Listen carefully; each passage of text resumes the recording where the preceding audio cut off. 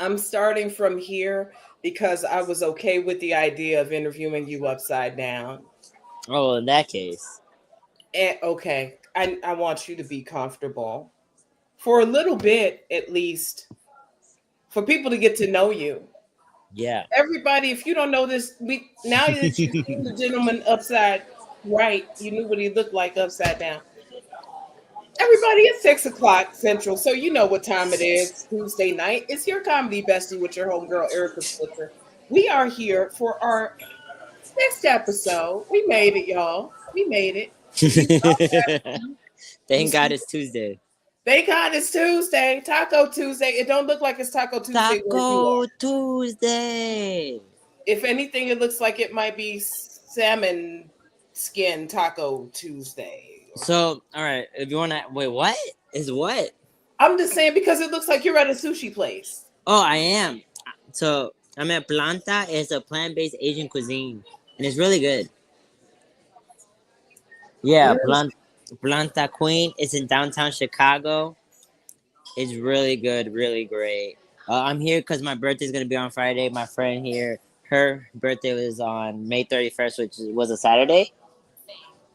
It was a Saturday, so we're here to kind of celebrate our birthdays together because we're Gemini Oxes. happy birthday, friend, and happy Thank birthday, you. Gemini Oxes. I almost joined y'all if my mama would have carried me the full term. Yeah, hey, my mom didn't carry me the full term, which is why I'm a Gemini. So you and I are. Oh, so you would have been a Virgo. I would have been a carpool. Yes, I would have been a carpool. Hell no, that's a good one. And this is a good place to start. If you don't know this young gentleman, please welcome to your comedy bestie, the very funny. Yo, fam. What's up? Because we already done got it started with you upside down and sideways. And now we in the middle of dinner at the beautiful plant-based sushi bar. Y'all, welcome to the stage, the very funny Luis Arevalo. What's up, peers? I was double checking to see if I needed to roll the R. I don't know if I've ever rolled your R's before. It's fine. It doesn't matter. Okay. Is it pronounced with the rolled R's or no? I'll be honest. I don't know. Someone from Argentina said that's where my name comes from. Was told me that I was saying my last name wrong. So at this point, it's whatever. At this point, you know. Yeah, you know about the Argentinians. They be the master Latinos or whatever. I mean, they're hiding Nazis exactly. So what do they know? Apparently, It's we don't. I don't know. true. They hide Nazis.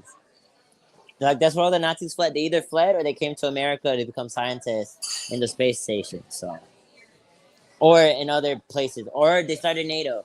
Oh my god. The more you know. Oh my god. Thank you so much. I feel like I'm about to die. Hey, hey, I sounded like I was about to die for a second.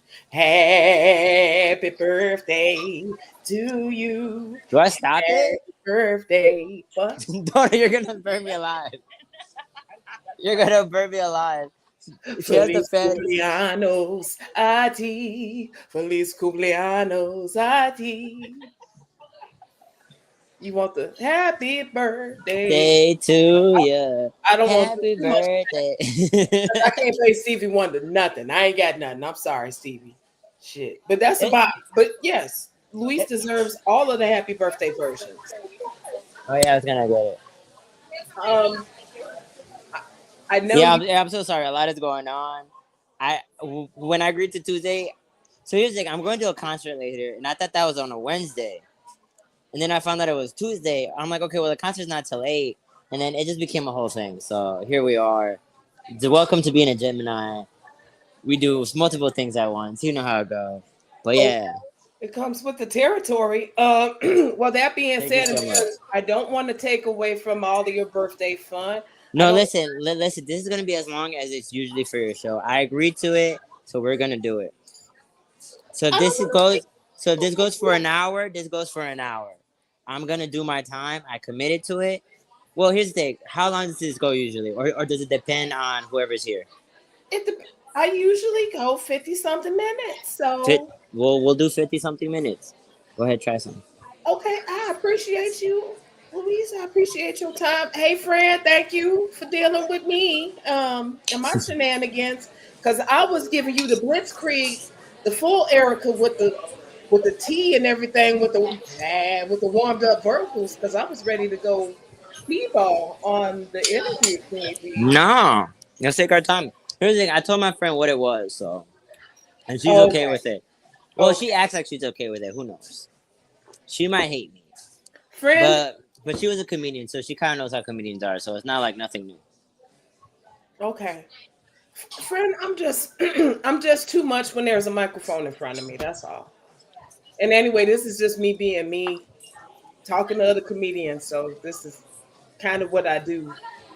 And So I'm go honestly ahead. glad to be a part of it. So thank you so much. It's an honor. You say I'm a friend. Here's the thing. All right, let me ask you this. Okay, one thing you know, sometimes I take over because I like also doing these type of things. So I might. So this might be. I'm the comedy bestie. So this might be the Louis show with Erica. Okay. I love it when a man takes control. I love it. All right, relax. Everybody, relax. Okay. Um, please let's not make this sexual. That is for my OnlyFans content live streams, which you can follow me at a humble Louise. But anyway, plug. You see how I did that? You see how I did that? Good, right? Good, right? Good, right? Good. Anyway, when you said I'm your favorite, did you mean that, or is that what you just say for everybody that's on the show? Because that's one thing I noticed. Sometimes hosts and producers be like, "Oh my god, you're my favorite. This next comic is my favorite," and then I found out that's not even true. That's just something because they can't think of anything else, so they go with like, "Oh, this is my favorite." So You are without a doubt my 100% without a doubt, 100%, number one number one. comic under 30. Yes. Comic under 30. Okay, no. All right, now I don't believe you. I was with you until you said under 30, and I was like, okay. Then in that case, are your favorites under that? I'm like, maybe top 10. Because a No. lot of these comics are old. I know a lot of them are old, but that's what I'm saying. As far as like younger folks, definitely top 5 nationally, fam. And I'm not joking. Now she's changing it. Now I'm top 5. I went I'm from, not I joking. went, I went from, The I name went of from the being number show. one, I be favorite number one under 30 to like nationally top 5. No, I'm top 5, 30 under 30 favorite. It is really good. Thank you. I do appreciate it. Well, Let me not act like I'm being like I'm not unappreciated or grateful because just being anyone's favorite, even if it's top 100, which I seem to be on your list, top 100, it's still an honor. Because favorite is not even though as much even though it's a very overused word, it still is a compliment. I will say this. We have a huge comedy scene. Out here in the suburbs alone, we are almost as big, if not at this point, now that we've added yet another comedy club, as big as the St. Louis comedy scene. So when it comes to just a large pool, you're one of my favorite guppies in a large pool.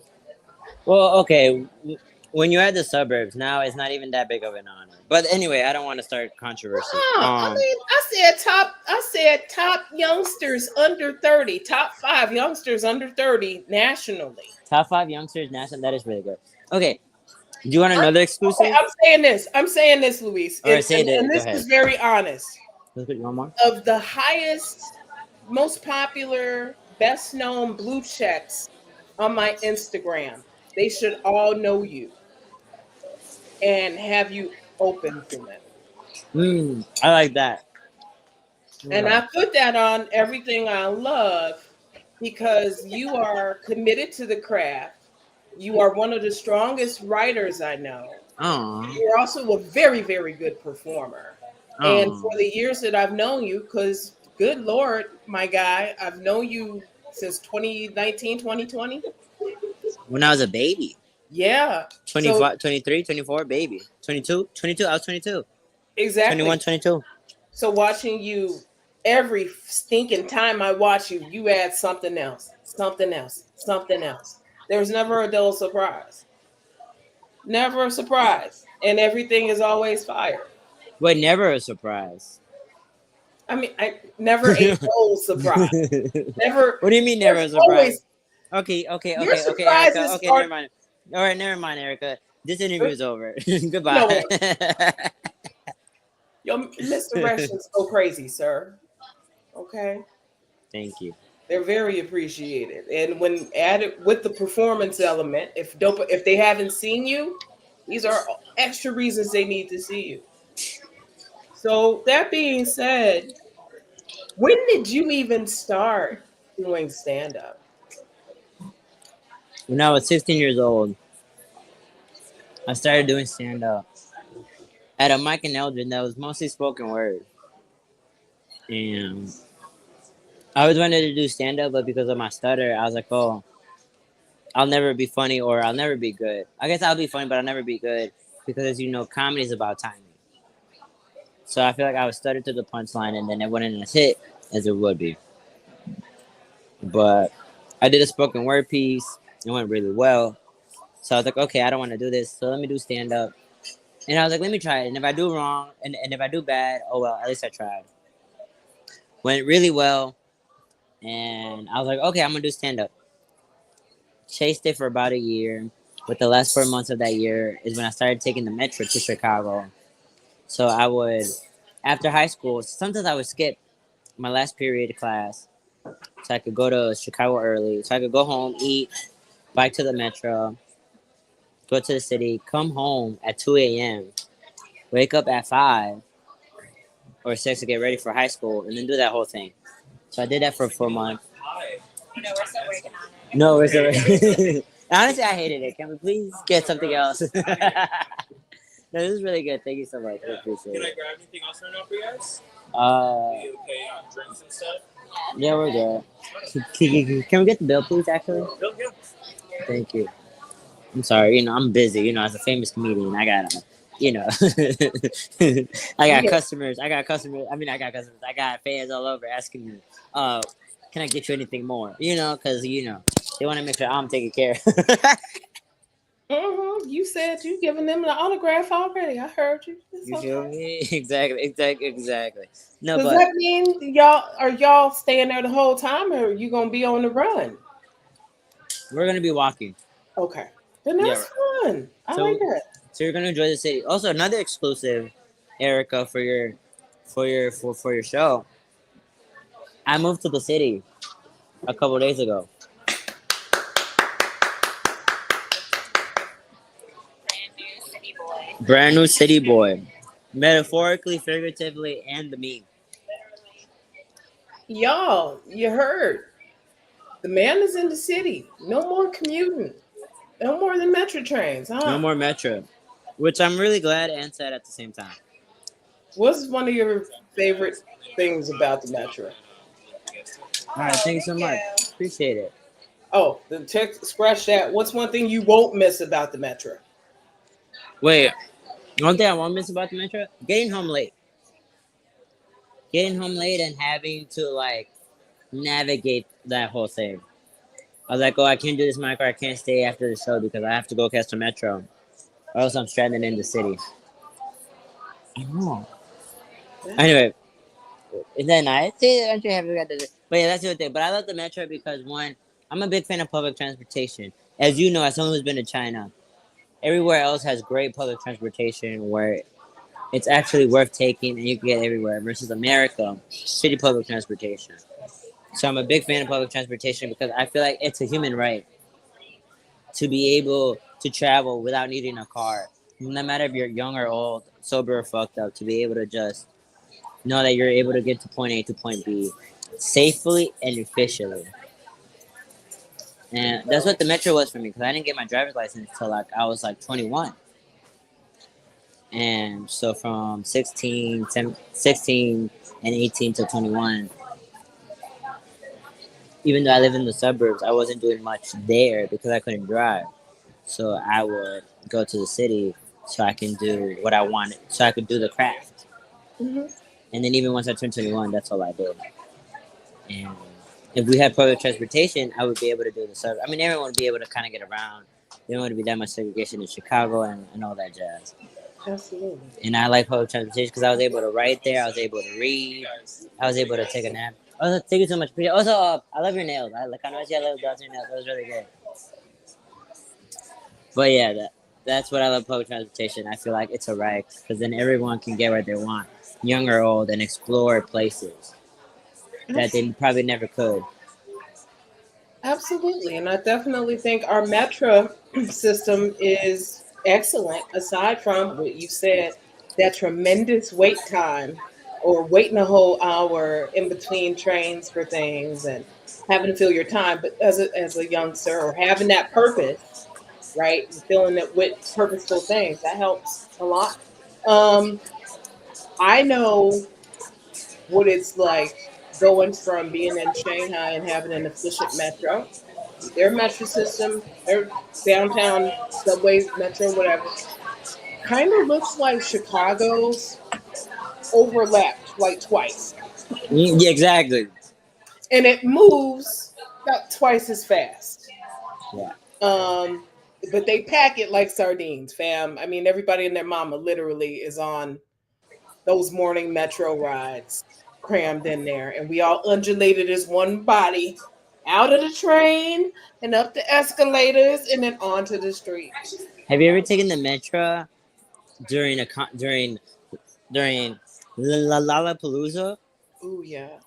or like St. Patty's Day? Is the fucking worst. Perfect for writing material. Perfect for sitting there with your notepad and looking and watching and sneaking. That is one thing I would miss about the metro. People would be on their phones, and they would just open up, and I'd be like, "Oh my god, this is juicy." Here's the thing, I don't know, maybe a better. Well, I guess because the type of comedy I do, I couldn't really use that type of bits and pieces to my comedy. But it was so good, just as a person who loves other people's lives, to just see what they're going through and the shit that people are telling them or what they're telling other people. Just content. That's the thing, right? We watch reality TV, we watch TV shows, but the content they were just giving up about their lives so much better than any of that. St. Patty's Day on the blue line or red line up at Wrigley is like freaking Netflix. I had someone who was a teacher where the student was being mean to him, and he responded to her with like, "Worry about your herpes and your children." And I was like, "You can. Where else could I have heard any of that? Where else could I heard a teacher just bully a child like this on prime time? You can't do that on prime time. You can't do that on HBO. You can't do that on Netflix. Worry about your herpes and your husband. Is that what I heard? And your children Oh shit. to a high schooler, bro. To a high schooler. This was a grown ass adult telling a high schooler this. And this wasn't in Brooklyn. This is in Chicago. The suburbs, bro. It's That's crazy out here. Yeah, that sounds about right. No, it's true. You miss having those little stories, those little Yeah, pocket stories. yeah. On those trains. Pocket of stories. Like where were you said you got started at a couple of clubs out in Elgin, the one club out in Elgin. No. So to make a long story longer, I guess. I was in creative writing class in junior year, and I Okay. got really lucky because they usually let that only for seniors. But that's something I wanted to do since freshman. So I was like, okay, well, can I at least do it in junior year? They're like, sure. So in this creative writing class junior year, we decided to watch this documentary about spoken word. Okay. And those people at spoken word, they come to your school to do like a show and also like a writing workshop. So we decided to bring them in, and then there was a rapper in our class that was like, hey, do you think they will let me perform a spoken word piece? And the teacher was like, I don't see why not, I'll ask. And then I was like, well, he sucks. So if he could do it, I can do it, right? And I was sitting next to one of my crush, and then me and him kind of had a crush on the same girl. So I was like, all right, well, he sucks. I'm better. So that's how I got into performing. That's And some then good motivation. you feel me? So that's what happened, and then so that's how I did that spoken word piece. And then they did mics around the suburbs. and they had one in Elgin, and I was like, oh, that's walkable to me. So then that's how I kind of did it. I was like, oh, let me do stand up in this open mic. Because I didn't even know how to really do stand up, I guess. But once I realized, oh, an open mic, you do whatever. Let me do stand up. And if I'm bad, then I just won't do it again. And then the rest, as they say, is history. Because like I said, from 16 to 17, I pursued stand up. And then the last 4 months of that year is when I would go to the city, blah, blah, blah, high school. Got burnt out, so I stopped. But it's not until I turned like around 18, 17, 18. Oh, I say 18. 18 is when I started doing it full time, which is where I'm at now from 18. So technically, I say 18. Technically, now I said, when people ask me how long I've been doing comedy, I count from after COVID. Because if I include COVID, which for 2 years I really wasn't doing it, it looks really bad. But if I say 3 years, people are like, oh my God, you're so good, you're so great. But I said this in the third. Versus if I say 9 years, they're like, obviously they're still good and impressive, but in the back of my mind, I'm like, I should be doing more than in 9 years. But if I say 3 years, then we're all good and crazy. So, yeah. I think most of us give each other a little grace for that 5 year crazy period that we've been under. I mean, COVID's not gone yet, but that's a whole different issue. I'm not here to talk politics on your show. With that being said, free Palestine. I am wearing my Year Zero shirt for reasons. You're what? I'm wearing my 9 Inch Nails Year Zero shirt for reasons. I'm not familiar with 9 Inch Nails game. That's okay. I'll put it this way. This shirt, like this album came out in 2007, and it's essentially Trent's version of World War Z. I don't know World War Z either. I'll be honest. I'm not. Okay. I don't watch. Freaking references. Matt Drusky. Your present day apocalyptic type shit. Here, how about this? I have to go to the bathroom, so if you want to explain to me the references while I mute the mic and the cam. That would be awesome. Yeah, so I'll tell you, we could explain to it. Here, how about this? Here, let me ask you a question. So, like I said, I like to take over. Let me think about the question real quick. By the way, if you're here in the chat, please chat away. If you have any questions, please chat away. Don't forget to like. Don't forget to subscribe to her channel, Erica Switzer, and follow me at Humble Louise. But I guess, Erica, my question to you is, are you ever sad about? Okay, how do I phrase this? You know how you had visions for your life, and then it goes a different way. Do you ever grieve like what could have been? Because obviously, what life is now, you're really good and happy about. I'm pretty sure. But do you ever kind of sometimes just still grieve about that? And if so, how do you handle that? Prescription drugs. Okay. Well, what kind of prescription drugs? Like perks? Oh no. Are you popping perks here? No, we not popping perks. We not popping that kind of pee around here. However, we do try to take care of ourselves. Life is full of shoulda, coulda, wouldas. I'm just a grateful heifer that tries to stay grateful for being in this moment, present right now, because there was a whole bunch of days and mornings where I couldn't have woken up, or there were interactions I had with people that could have gone left, or hookups that could have gone real bad, or comedy shows that the driver might have gone off of something, and thank God they didn't. I try to stay grateful for no matter what. Last episode, if you all saw me, I have the blur going on because to blur out what you can obviously tell is a bed and my face. I did put on some makeup so that it didn't just look like, ooh, AI blur and then a big ass fucking zit. So no, life is life. I try to go with the punches. That's what's got me here this year. Of my 40, God dog, in my 40th, in my fourth decade.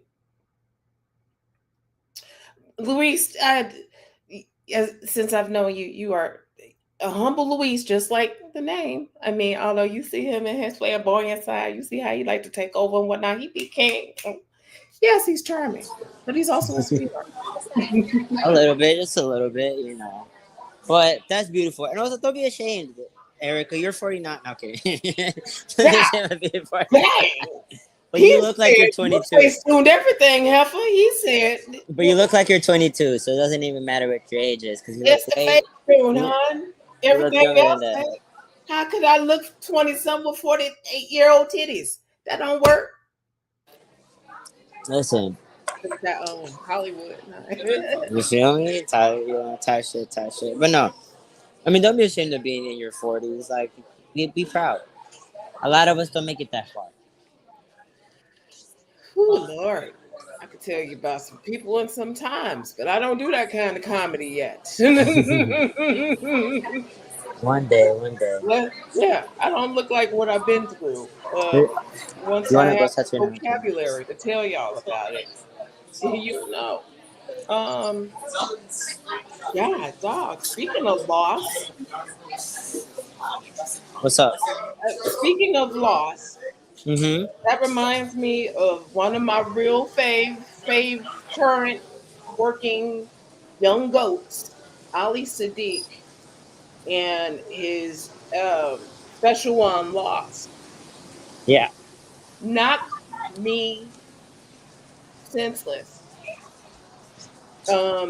Because I. I mean, no, go Huh? ahead. No, you go ahead. I was just gonna say because not only did he show off his masterful storytelling, but the way that he just perfectly encapsulates grief, hitting him in his chest as a black man, like it just beautiful. But Mm-hmm. who are some of your current influences? One of my my current influences, obviously Kim Flores R&P. I thought we were talking about Lost and Young Ghosts. I thought that's where we are going. So I'm glad. Part of me is glad you didn't because that's still a very emotional subject. Because I think today they announced that his special is gonna come out on June 6th, which is my birthday. So like that's gonna be a tough watch for sure. Man, But so right. Kim Flores, Michelle Wolf. Michelle Wolf, I think, is very underrated. People don't speak about her enough, and they should. Uh,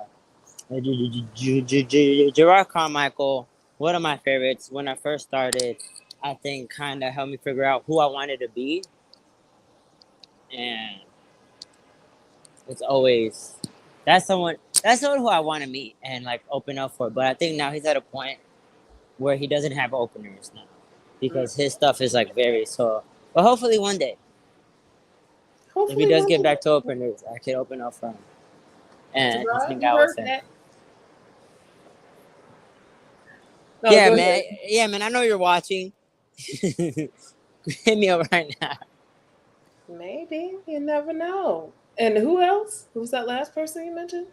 Uh, Michelle Wolf. Okay.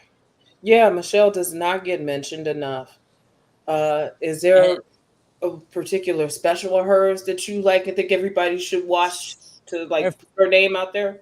her first one on HBO, I think, is 10 out of 10. But also she released a special on Netflix where it was like 40 minutes on 3 different clubs, which I thought was very cool, and they spoke about different subjects. Yeah. But I think just anything. I think her first and her recent special are really good. And even like what's it called? She did the House Representative. What's that thing called? She did the correspondence dinner, Correspondence Center? Yeah. and it was the last one she did before Trump canceled it because that's how impactful she was. So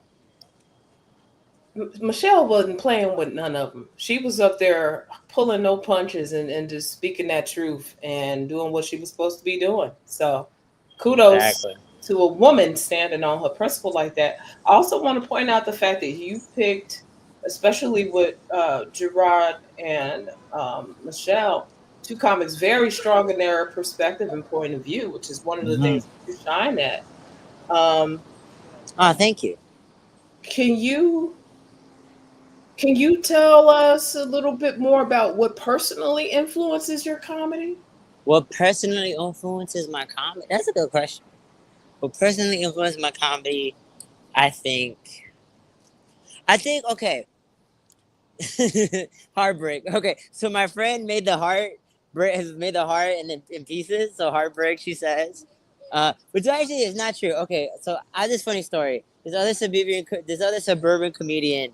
Well, she lives in the city now, but her name is Sarah Snyder, and and and she made this comment because she's known me from when I first started to like now, and she's like, I feel like every time I see you, you're always going through some type of heartbreak. I feel like you're always on stage crying about some about about Phil's relationship. So is I guess heartbreak. So I guess things that okay. So I guess this is my perspective, and I think me and my friend have talked about this. When you reach a certain height in comedy, everybody's funny, right? Everybody's funny. So it doesn't matter. So at that point, you have to think about what separates you. And sometimes it's that work ethic, and sometimes it's about things. And for me, and this is where the Gerard foot comes in, I want to make sure what I say matters and resonates with people. Because just because it's funny is not enough. Because sometimes, because I don't know if you have this, but I've seen people who are funny, but at the same time, I'm like, that's funny, but what the fuck is he talking about? Who fucking cares? So, like, I try to at least say something that will resonate with people, whatever it be relatable, or maybe something important, right? One thing I do hate is when there's comedians that we need to get back to being funny, right? Getting back to being funny, don't have a message in your comedy. But the thing is, I think you could have both. You could have a message and be funny. Obviously, the important thing is to be funny, but I think just to be funny for the sake of funny, it gets boring. It's been done before, and who cares? So I think what resonates for me is I want to be interesting and saying something. I don't want any, so if anyone ever leaves from my stand up and be like, what the fuck he's talking about? I don't want it to be because of like me just talking about some nonsense. It's like something impactful and important that they're like shocked or like, oh my god, I can't believe you went there. Or even like I never thought about it like that. What the fuck is he talking about? You know? Like one thing I'm working on is about pegging, right? Which pegging is a very sexual open thing. And I heard someone say, "What the fuck is he talking about?" But that's just because I'm trying to expand the masculinity of pegging. I feel like it's a very important thing because so with that, I'm challenging the masculinity of men and comfort and all that jazz. So that type of stuff. So I think social commentary, heartbreak, and just perspective, and obviously a funny story here and there. Just the thought of saying, "Hey, kings, own your old face, own your pleasure," is so impactful and empowering. And thank you for taking a stand and letting the brothers know that I they can mean, I get haven't been all of pegged yet. the Here's the thing: I haven't been pegged yet, but I wouldn't be against it. It just, has to. My friend's shocked. My friend's shocked that I haven't been pegged before, and this is a conversation we need to have off camera, because that's crazy. Well, not that I'm against it, but I feel like it's special occasions. on birthday. On my birthday, yeah, exactly. So if there's anybody watching that wants to peg me, hit my line. IG, a humble Louis. Hey, humble Luis. I The typed peg it in line there. is open. DMs are open. I typed it in there for y'all. Y'all can see it. No, I'm just joking. But you said a lot. You said a lot, and it was very meaningful. And thank you for putting that out there. It's important for people to hear that because it's true. Unfortunately, there's been a big, and it's not a knock. Am all people. I'm not finna sit here and knock people, especially when I have just started digging in within the past 4 years of my 8 years digging in to try to give people some kind of message and not just have them take away some funny shit. But thank you for bringing that up because I think that's something that younger comedians need to hear and consider. It's not saying if you want to go up there and do 15 minutes of buffoonery because that's your thing, do that. But if you have a message with it, that's pretty important and people and need that. and I think what's more important is more so, like you said, just be yourself, right? Mm-hmm. Just be yourself, and if yourself is just being absurd and funny, please by all means. But if that's not who you are and you're trying to do that, then it comes up to trueness and it's bad. Versus if that's the right versus if you want to feel like you're saying something that means something, but that's not you, then don't do it. You know? Yeah. Don't force it. Because an Exactly. audience can tell when it's forced. And Yeah. nobody wants to get some ham fisted, big Hollywood ending diatribe on some bullshit. Yeah. And I Like, guess oh, I'm sorry, go ahead, right? no, go I'm ahead. sorry, go no. Listen, I'm not trying to cut off women. I'm trying to be an ally and respectful, so please finish your sentence, please. I was at the end of my sentence, sir. Go ahead. Okay, so but I think more so just authenticity. Yeah. What I what I talk about with people and my friends, all that stuff, I try to bring it on stage because that's gonna resonate more, and that's what I know. So I think that's what's also important. And for me, I like to say something with my friends and all that stuff. So I'm gonna make sure that I say that same stuff on stage. You know, Hmm. like I'm trying to figure out like the Palestine stuff. If you follow my Instagram stories or if you talk to me, you know how much that means to me. How much I try to bring that awareness to everyone around me. So I'm trying to figure out how to bring that on stage because that's who I am, and it's also just very important. Especially because now it's changing, right? I think because I found out about the genocide and apartheid in Palestine 5 years ago, and then to and if you told me 5 years ago, it would be like today, where even news stations and all that stuff are starting to see Palestinians as people and not just Arab savages. I don't know if I would have believed you, but I would be happy for it. And now we're seeing that in real time, and that just comes from people protesting and sacrificing everything to make sure that they see people as humans. So, you know, I think it's very important for you to say that. Well, one of the things that um, normies or people outside of stand up might not know, and those who are newer to stand up might not know, is that what are you supposed to start up there with? A strong negative opinion, strong negative opinion, yeah, right? So if it's something you don't like, if it's something you find fault with, and you got the evidence to back it up, hey, guess what you about to do? exactly. Break it on down. And so, let me stop before I give them goodies and secrets and stuff and have No, I think we should. See, that's also another thing. I don't believe in scapegoating knowledge or information. We need to share it and let everyone be known. like think of it like an essay. Think of it like you get your good argumentative essay on. Think of it like you are the lawyer and this is your audience is the jury. You got to show them your argument, fam. Exactly.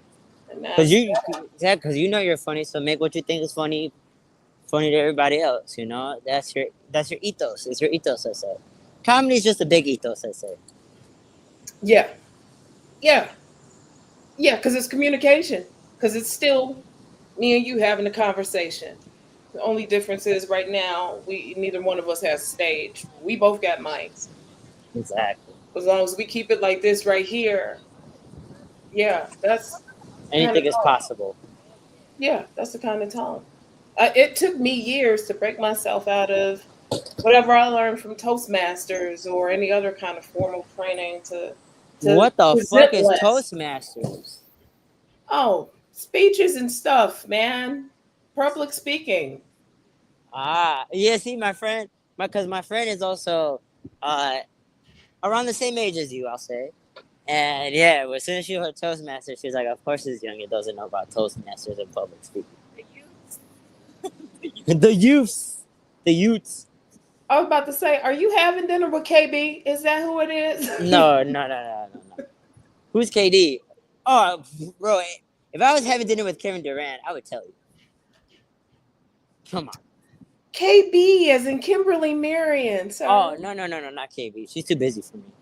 Okay, KB do stay busy. She too busy for me. She She do too stay busy busy. for me. She She too do stay busy for busy. me. But shout out to KB. She's really funny. She's really cool. She's an OG in the game. And an OG Absolutely. to me. And now that you out there, we got to come meet you out there and go hang out. Um, well, I was going to say, what is your favorite place to perform in the city? My favorite place to perform is wherever I'm performing.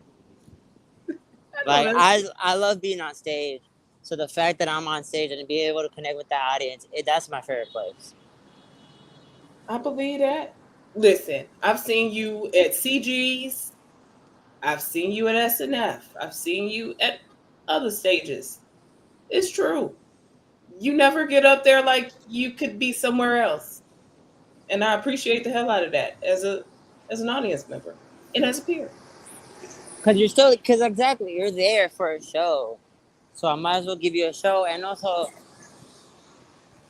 it's an experience. I think one thing that I've recently done is I've been treating my sets kind of like freestyles, Okay. where you're just in the moment, you know? So you got to treat in the moment and you want to be the best, right? Even if you freestyle by yourself with your friends, you're trying to be the best one. You're trying to have the best type of show. And it's a one-time experience, right? Whatever you freestyle, that's it. That's it. So I'm trying to make sure when you're there, I'll try to give you a unique experience. Whatever that be, I riff something or I think of something in my head and then I say it, you know? Just try to be in the moment and just try to give you guys a unique experience. Because you guys are here. No matter if it's one person or 1,000 people, you're there. You made your trek out. So I'm going to try to make sure I give you the best of me. Even if it's me working on stuff, that's the best of me. Like, that's how, you know, I like... That's the genuine me, working stuff out. For real. And that's another reason why I say, I think I might have used the word exciting, but you're an exciting comedian to watch for me. Mm-hmm. And I mean that. I'm excited Like comedian to watch. Like you just said, you take that moment and that opportunity to make some magic happen, whether it's on script or not, which is important. Exactly. And that's why people come see you. So heck yeah. Um, you can be candid. What's been the worst place you performed in? Any state, whatever, especially if it's out of state trashy. The worst place I performed at? You know what? I don't believe in such thing as the worst place I performed at, you know? Because like I said, I had the opportunity to hit that stage and be funny. So I don't think there's such a, you know what I'm saying? It's like saying, is there a bad, as they say, like any day above ground is a good one. So anytime I get to hit that stage, it's a good time. Okay. Fair enough. I'll take you up on that one. Because like I said, I got to hit that stage, and whatever it worked or not, whatever the audience fucked with me or not, whatever I connected or not, it's a time for me to learn. Absolutely. And every opportunity is more information, right? Like Jay-Z said. Actually, also, okay, I have another question. But I'll say this. I'll say this to wrap up this idea. Like Jay-Z said, even fuck, I already forgot the quote. uh, I never lose because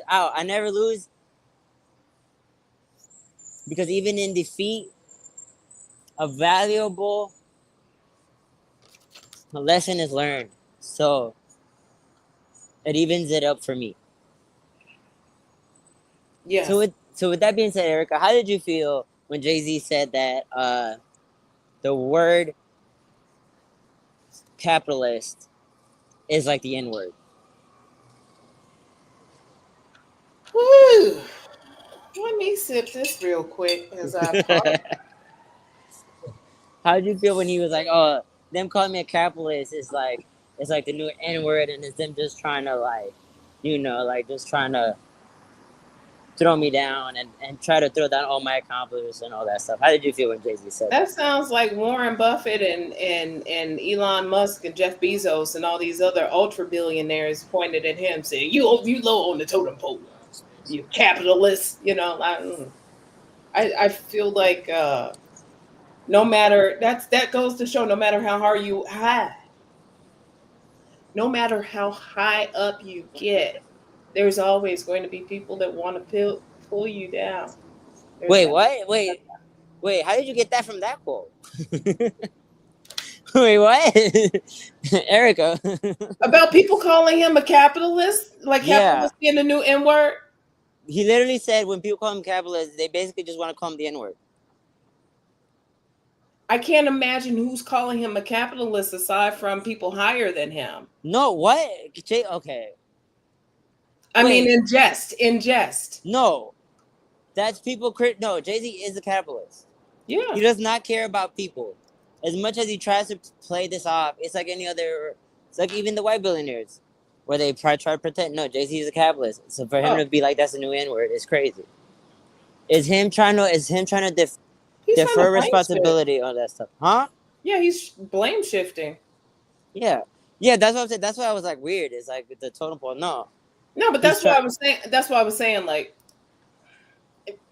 my bad. I thought calling him a capitalist would be calling him like, right. He's someone a capitalist. So, y'all, just in case you like me and you spaced out for a half second and forget what the heck the word capitalist means. According to Oxford Languages, the word capitalist is a noun which means a wealthy person who uses money to invest in trade and industry for profit in accordance with the principles of capitalism.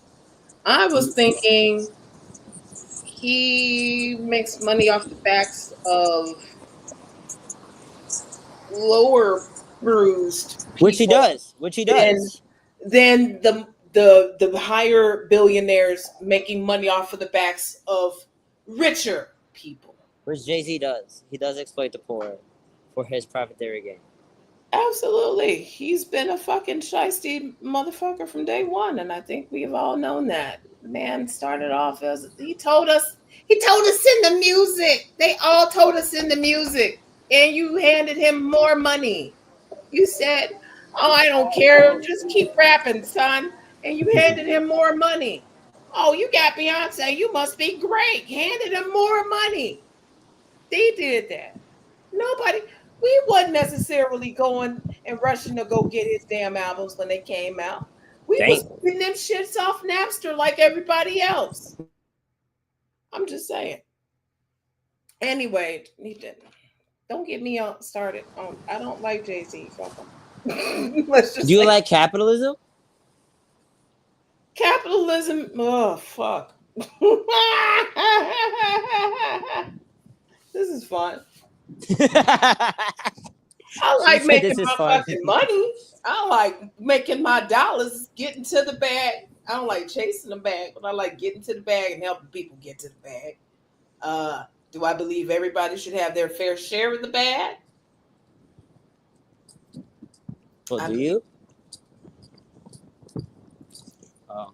no. I believe people who work their asses off and okay, this is the kind of stuff I would wind up debating with my kids because we did outliers.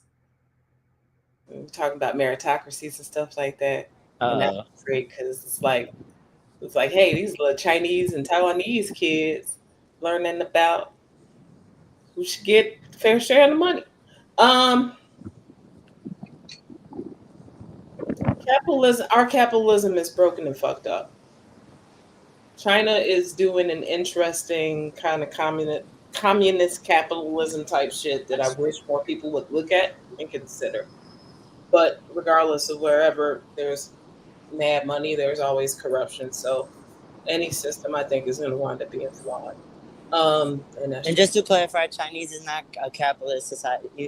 Even though they do kind of want to get there, they they are want to get a there so bad, bro. they are a capitalist socialist society. Yeah, you see how they got big industry. They got big factories. I used to And they teach. invested all, as you know, they invested all back to a citizen, which is why people are more okay with some of their not so great policy, with some of their restrictions, because they at least know, the government is taking care of us versus in America where you see. So at least here's the thing, right? Obviously, I don't think everything that China's doing okay, like for any government, but some think it's cool. Like let's say, like the same thing that happened in China happened in America, right? Companies knew that they were selling bad baby powder. Now, like the milk powder, and when that happened in China, that CEO got killed. And obviously, I don't want them to get killed, but like, a life sentence, at least consequences, fine. When that happened in America, they just got a slap on the wrist. So just imagine a society where Elon Musk has to pay his taxes and also goes to jail. Pretty cool, I think, but I don't know. These are thoughts. These These are are thoughts. these are thoughts. Like I'm just Um, saying, imagine billionaires, millionaires paying taxes, and if they do something bad, they go to jail for it. Imagine, crazy ideas. Crazy ideas. I know. imagine millionaires and Consequences to your billionaires. actions. Imagine millionaires and billionaires paying taxes and diabetes not being an issue. You feel me? I mean, there's a lot of stuff that they could be doing, and we know that they're not. And here's the one thing I'm going to say, and then this is the last thing I'm going to say about that place over there. That place over there. When I mentioned earlier about having the pain and having the loss and not yet having the vocabulary and working to get there, working on my own perspective and point of view so that I can get to the point where him and like Jabbar Carmichael and them be speaking on big topics and shit. Growing up where I grew up, it was not safe. Growing up in the 90s in Maywood, the cocaine crack 90s, it was fucked up. So there was always this, hey, Erica, you're on the honor roll. You do all your homework before you leave class. You get straight A's and your parents give you $20 every A. And that's why you're sitting on a pile of video games. Or there's your little homies that make a whole bunch of cash because they just get initiated into the local gang and you want to go hang with them. There's relatives of mine that have been taken and swallowed up by those streets. And I don't have the vocabulary to speak about it in anything but rage. And I wish I had the more eloquent comedic language to be able to talk about it. Well, I'll give you some books so you can start there. I appreciate it. There There was no fear of as a woman, I could walk from my apartment in downtown Shanghai to the 7-Eleven a block and a half away at 12:30 at night and come back home with no problem. I didn't need to ever have protection on me. I didn't need to have no knife on me. Definitely no guns, nothing like that. I've never felt that safe before. Yeah. Don't get me wrong, shit happens. And shit did happen to other expats for various reasons, whether it was like dude from the UK whistling at the wrong girl or something. Like shit happened. Yeah. But you didn't have that fear. Like as a woman, you kind of, for a quick second, you know how I felt to be a man just walking down the street and over there. You're like, happened and all that stuff versus here in America, there is that threat. Absolutely. Because of who you are. Now, don't get it twisted. There was a World Cup celebration going on. And I was crossing the street with Kurt Dunsing, and some dude asked me how much, and Kurt was about to take him head up for me, which I appreciated. But like that kind of shit would still happen, but I still felt safe in that fucking place, which is because people would step up versus here, right? And that's a whole thing, yeah. And that's a whole other set of things. Anyway, we could go on and on and on, but I want to try to get you out here a little bit quicker. Okay. I usually play a game where I have pairs of comedians and I ask, who'd you rather pick? But I will not do that. No, do it. We'll do two. Why not? I'm doing something new with you. I'm doing something different. And this is a host feature headline. Okay. I'm doing a very special host feature headline with you, okay? Okay. All right. Something special for me. Slay. Ralph Barbosa, Renee Baca, and R.I.P. Ken Flores. Uh-huh. For host feature headline. Who I would have Ken Flores headline. I'll have Ralph Barbosa feature, and I'll have Renee Baca host. That'd be tight. And I feel like they would agree on that too. Hey. Okay, well, I'm here at the auditorium. Oh, real quick, who is your real comedy bestie? Who's my real comedy bestie? St. James Jackson. Hold on, because I gotta get the tickets. Real life bestie, St. James Jackson. You should have him on the show. He's really funny, really great guy. Shout out to St. James, who also runs a great show at Second City. Luis, what do you have coming up? What show's going on? Aside from my birthday, but the big special. Honestly, I was about to say OnlyFans special that's dropping sometime in June. They didn't tell me when, but follow me on OnlyFans, and I have a couple shows. Just follow me on Instagram, TikTok for all that stuff. Humble Luis.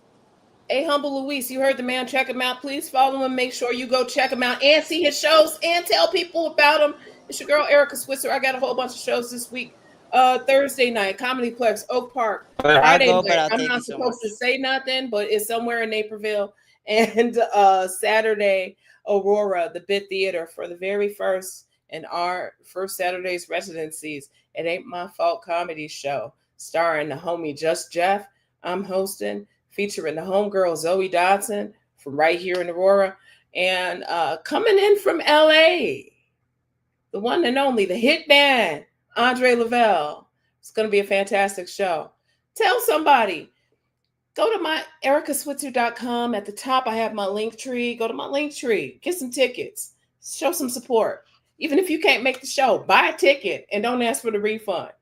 I'm not necessarily going to get your money. A lot of these shows, I just give $13 and a couple of warm beers, and I don't even drink no more. But if you could show your support by sharing the flyers that I put out, telling people I'm on these shows, or letting folks know when I'm in your neighborhood, that goes a long way. Otherwise, tell them I'm right here. Subscribe, like, make sure to like. If you like it, it goes along to more people that might be interested. Share it to those people who would be interested, and subscribe. Because if I get 1,000 subscribers, your girl will get paid a little bit more than $13.50 and some warm beers. It's your girl Erica Switzer, wishing you all a very happy week. We'll see you back here next Tuesday. Bye bye.